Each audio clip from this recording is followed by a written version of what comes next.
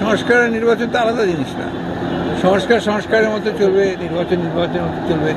আমাদের রাজনৈতিক দল হিসেবে আমাদের কাজ হচ্ছে জনগণের সঙ্গে সম্পর্ক করা। আমরা কিন্তু 31 দফার উপরেও এই কাজগুলো করেছি সারা দেশে। আমরা জনগণের সঙ্গে সম্পৃক্ততা করেছি, জনগণকে বুঝিয়েছি।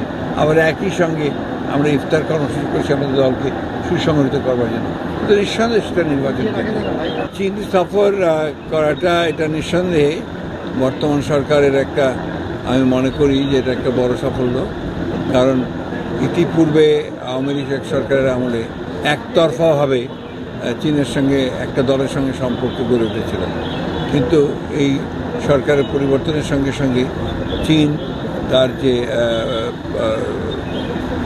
চিন্তাভাবনাগুলো পরিবর্তন করেছে, চীন এখন প্রায় সব রাজনৈতিক দলের সঙ্গেই কথাবার্তা বলছে। আর বিশেষ করে প্রধান উপদেষ্টা তো সরকার প্রধান মানে হচ্ছে বাংলাদেশের প্রতিনিধিত্ব তিনি করেন।